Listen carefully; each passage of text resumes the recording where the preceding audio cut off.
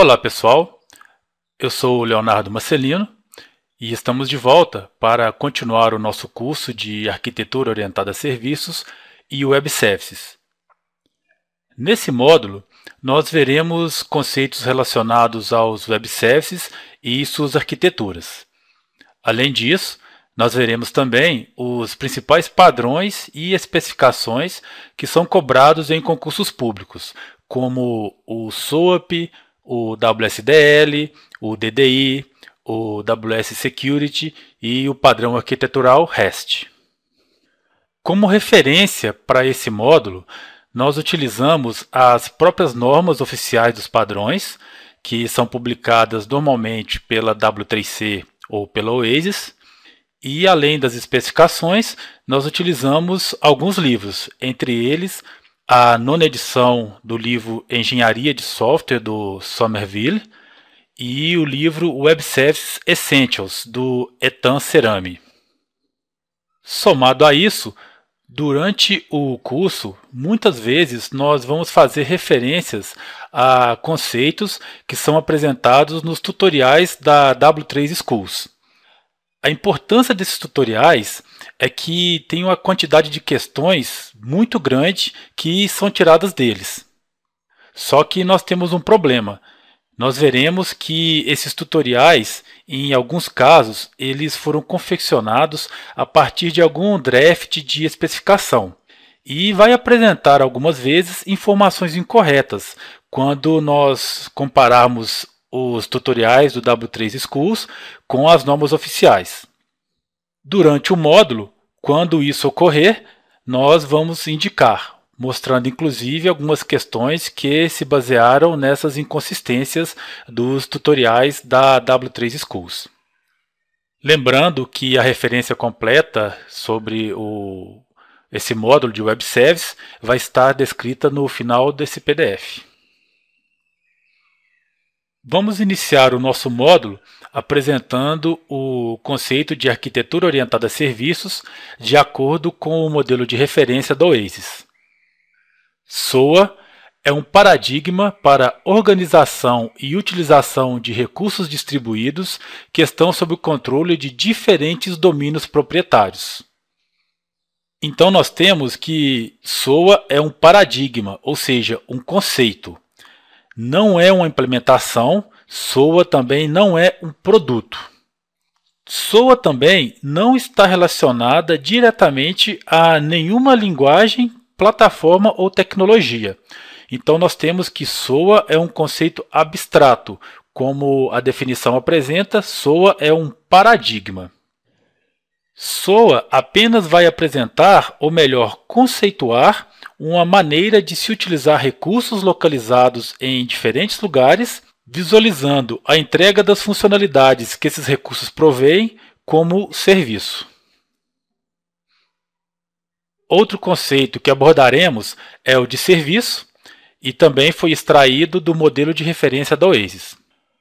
Serviço é um mecanismo que permite acessar um conjunto de recursos no qual o acesso é fornecido por meio de uma interface, descrita e exercitada consistentemente, de acordo com restrições e políticas especificadas pela descrição do serviço.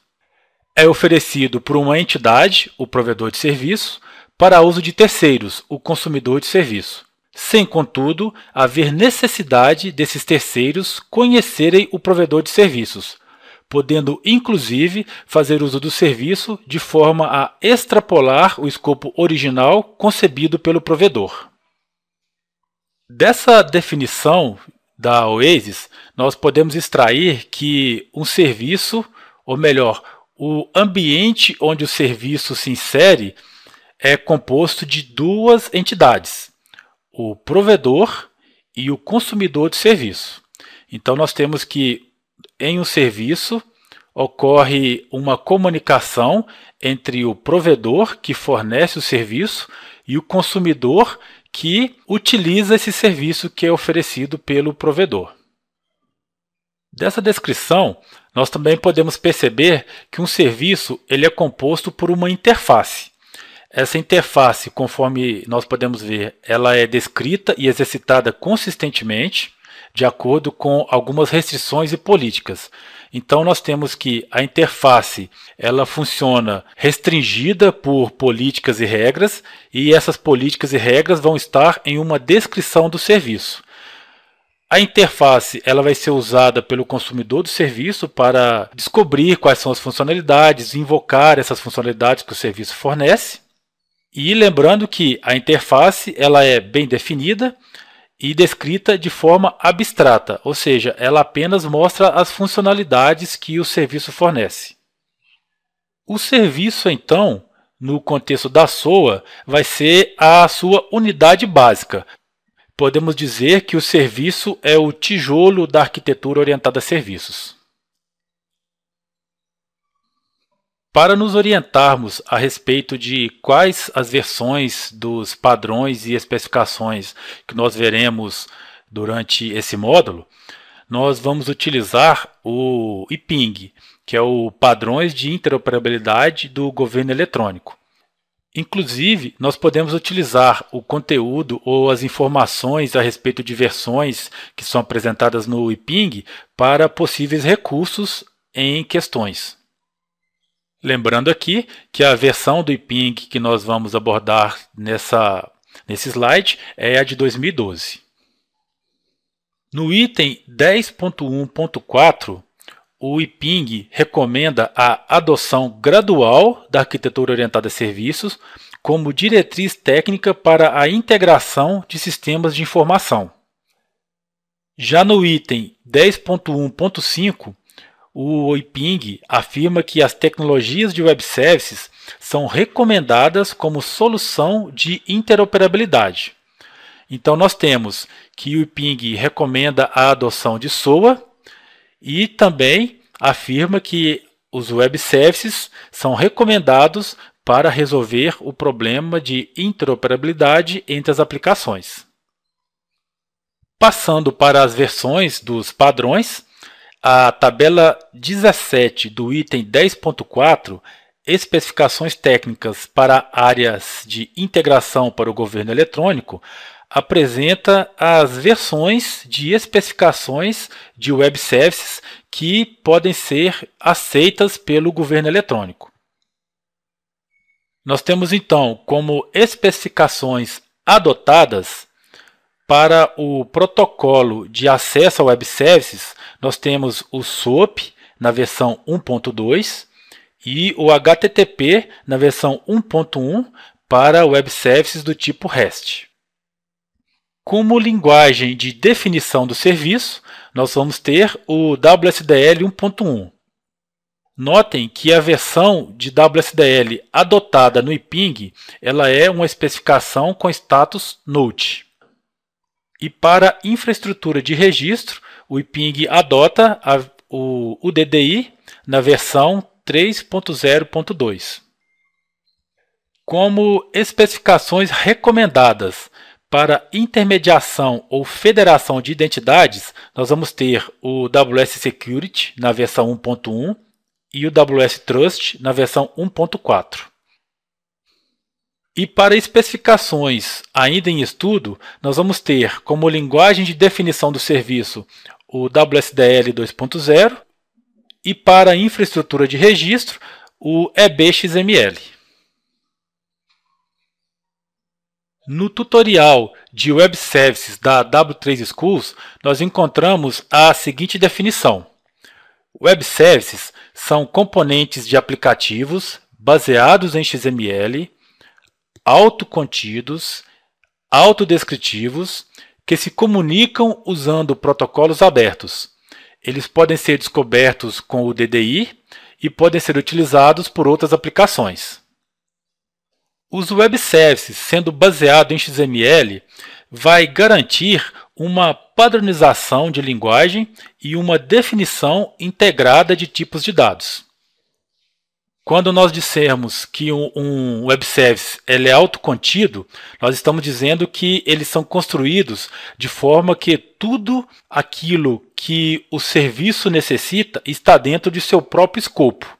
Ou seja, um web service não vai transmitir nenhuma informação de estado e também não vai depender de informação de estado de um outro serviço ou aplicação que ele utiliza. Dizer que um web service é autodescritivo, nós estamos afirmando que ele não necessita de documentos ou informações externas para que suas funcionalidades possam ser conhecidas. É bom ressaltar aqui que essa autodescrição que o tutorial apresenta na definição de web services, ela não engloba a semântica do serviço e também não se aplica aos requisitos não funcionais, como, por exemplo, desempenho, segurança, políticas, SLAs, etc. Ou seja, a autodescrição ela só diz respeito às funcionalidades que o serviço possui e como essas funcionalidades podem ser invocadas. Outro item que destacamos dessa definição é que os web services utilizam protocolos abertos, ou seja, protocolos padronizados, não proprietários e abertos, que são importantes para a manutenção da interoperabilidade entre as aplicações. E por ser baseado em XML e comunicar utilizando protocolos abertos, os web services podem ser utilizados por outras aplicações. Um serviço pode ser utilizado como componentes em portais, aplicações corporativas, etc. Se uma determinada aplicação precisa da funcionalidade que um serviço fornece, então basta que esse serviço seja invocado pela aplicação, ou seja, a aplicação pode utilizar um serviço e, para isso, basta que ele possua as informações fornecidas pela interface de como e quais são as funcionalidades que o serviço entrega. Além disso, no caso específico desse tutorial do W3 Schools, é citado explicitamente, que os web services podem ser descobertos usando o DDI. Nós vamos discutir mais a respeito disso mais adiante, quando nós estivermos analisando as arquiteturas de web services. Um serviço web pode ser visto como uma lógica de uma aplicação que está disponível programaticamente e acessível através da internet, ou através da web, melhor dizendo. Ele pode ser visto, então, como um componente de software que fornece uma interface bem definida que permite acessar funcionalidades, ou seja, as capacidades de uma aplicação. Para entregar essas funcionalidades, um serviço web vai utilizar a infraestrutura de redes de computadores, por meio da internet ou da intranet. No tutorial da W3 Schools, nós temos que os web services podem ser utilizados para o reuso de componentes, ou seja, para utilização em aplicações, portais, etc., através da composição. Por exemplo, nós podemos utilizar os mashups, mapas como a API do Google, ou serviços de conversão de moedas, meteorologia, etc. E outra utilidade seria a conexão de aplicações. Ou seja, nós temos aplicações em diferentes ambientes, em diferentes plataformas, como JEE ou .NET, ou mesmo sistemas legados, e o serviço web pode ser utilizado para fazer com que essas aplicações se comuniquem. Ele seria, então, o integrador de aplicações de ambientes e plataformas diferentes. Na imagem que é exibida nesse slide, nós podemos ter uma ideia do funcionamento do serviço. Nós temos aqui, onde está desenhada essas engrenagens, seria a ideia de a implementação de alguma funcionalidade. Ou seja, nós temos uma aplicação que realiza alguma funcionalidade, que possui algum método ou um grupo de métodos que entrega uma determinada funcionalidade. Essas funcionalidades que são implementadas em um ambiente tecnológico específico, elas são abstraídas e descritas por um serviço web. Então, no serviço web, nós vamos ter apenas a funcionalidade X, por exemplo. Essa funcionalidade X ela é implementada por meio de objetos e métodos, e ela simplesmente vai ser descrita, ou seja, vai ser apresentada a sua funcionalidade, quais os tipos de dados que essa funcionalidade aceita e como se fazer para conectar com essa funcionalidade.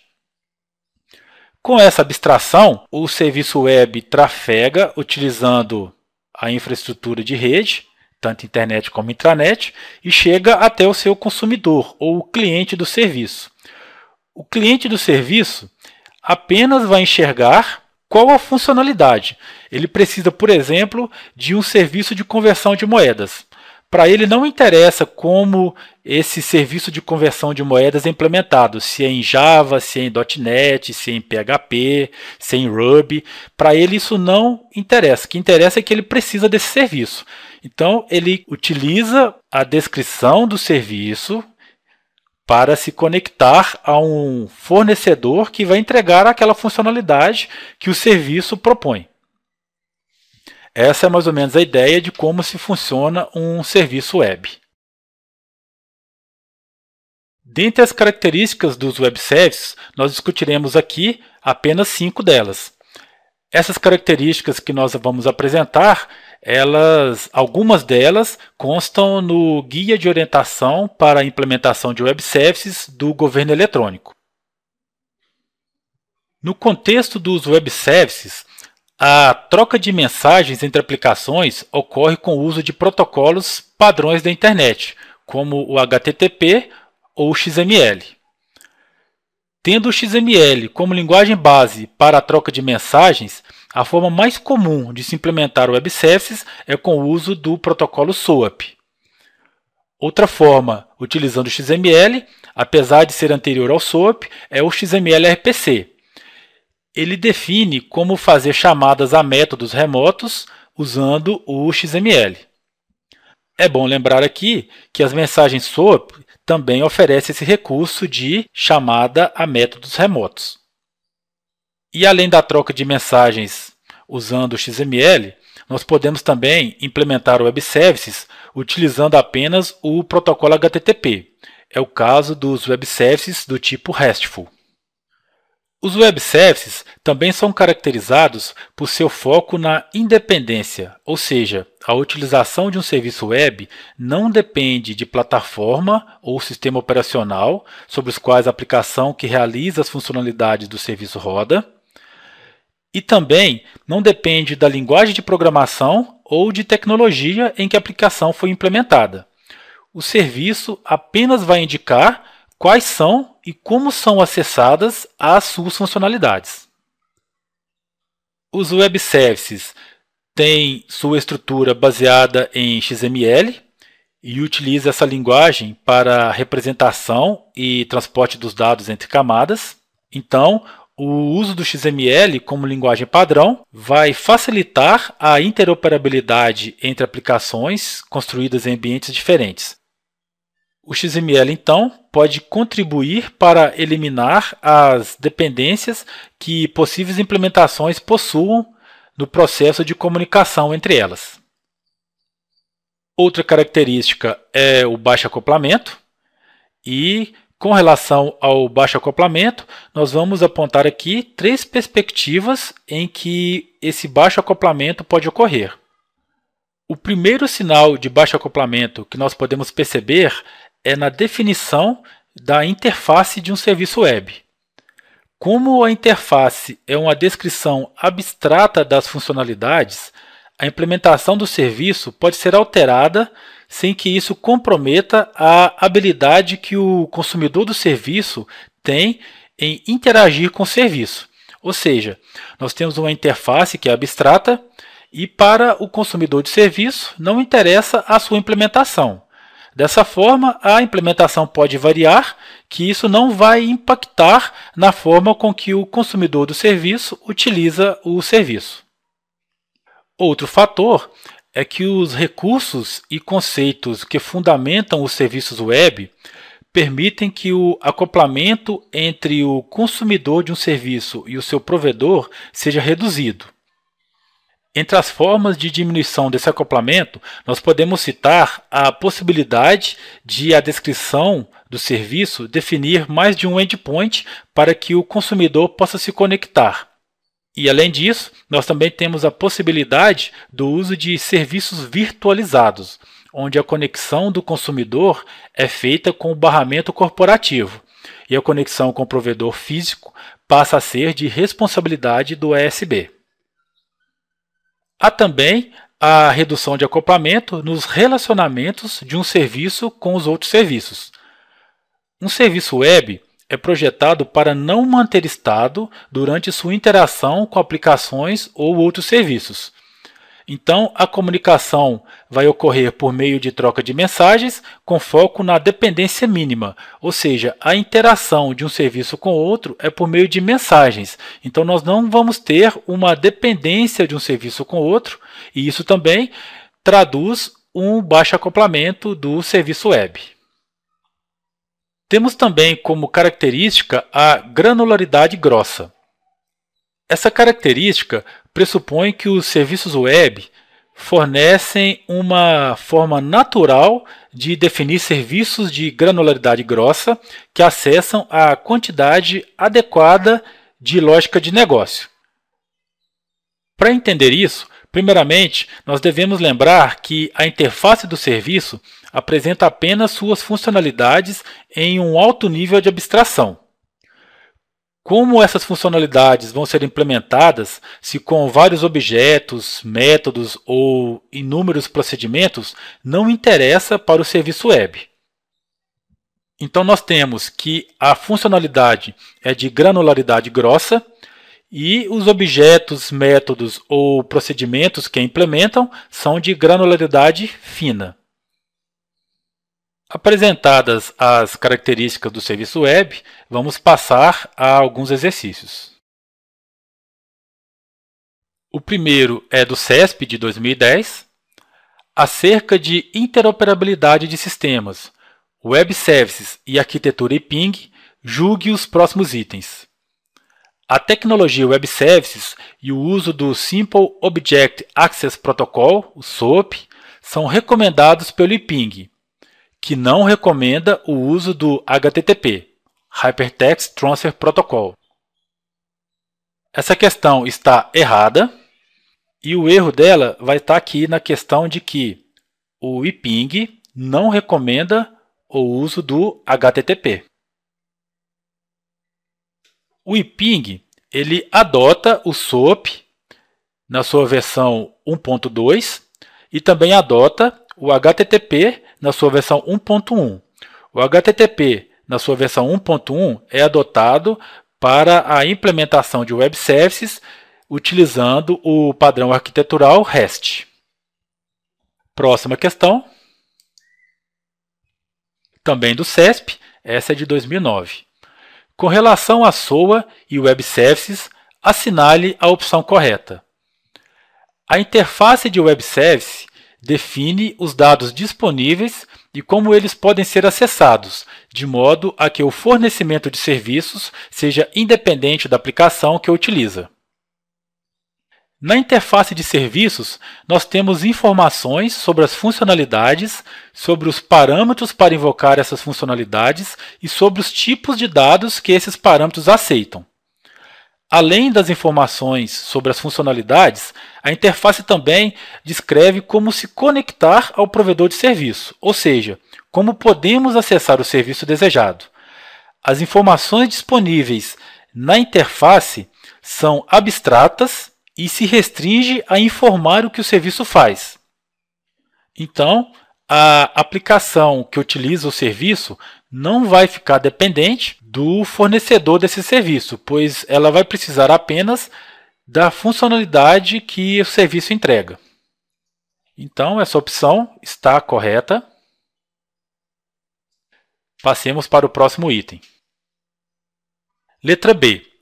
Conceitualmente, os scripts de serviço consideram que um provedor de serviço o oferece pela definição de seus dados e pela implementação de sua funcionalidade. Primeiro, vamos entender aqui Ou melhor, vamos considerar que os scripts de serviço são as descrições do serviço. Então, nós temos que na descrição há informações sobre como acessar o serviço e sobre como invocar as suas funcionalidades. Mas nós não temos informações sobre como essas funcionalidades devem ser implementadas. Então, o erro aqui nesse item é implementação. Ou seja, os scripts de serviço ou as descrições do serviço não apresentam informações sobre como as suas funcionalidades são implementadas. Próximo item. Os serviços podem ser oferecidos por qualquer cliente de serviços dentro ou fora de determinada organização e tornam públicas as informações sobre o serviço para que os usuários autorizados possam utilizá-la. Bom, os serviços não são oferecidos por qualquer cliente. Os serviços são oferecidos por qualquer provedor de serviços. Aí realmente não importa se o provedor de serviço ele se localiza dentro ou fora da organização. O provedor de serviço então fornece informações a respeito do serviço que ele provê e a partir dessas informações os clientes utilizam os serviços. Um detalhe a discutir nesse item é a respeito do termo públicas. Se olharmos num contexto mais geral, nem sempre as informações dos serviços precisam ser públicas. Por exemplo, imaginemos que esse provedor de serviço é interno à organização e o consumidor do serviço também é interno à organização. Nesse cenário, as informações que são disponibilizadas sobre o serviço, elas não precisam ser públicas, elas podem ser privadas e restritas ao âmbito da organização. Próximo item, letra D. São padrões de web services o SOAP, o WSDL e o DDI, todos baseados em HTTP. Não, incorreto. Eles não são baseados em HTTP, eles são baseados em XML. Então, o gabarito dessa questão é a letra A. Com isso, encerramos a primeira aula do módulo de Web Services e na próxima aula nós continuamos. Até lá!